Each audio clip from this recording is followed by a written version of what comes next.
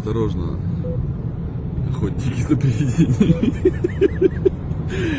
Впереди камера. 60. Как видео на руле наверняка.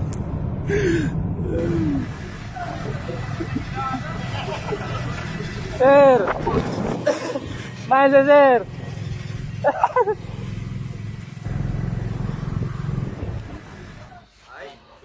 Qua này có hai cửa.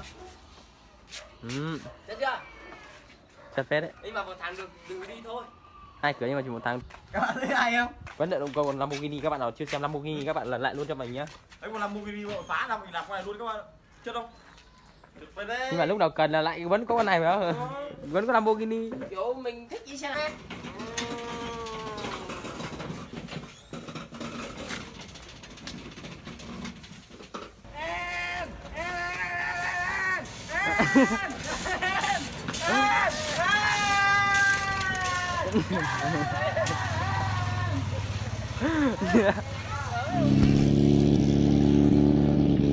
Да, подожди. Стой.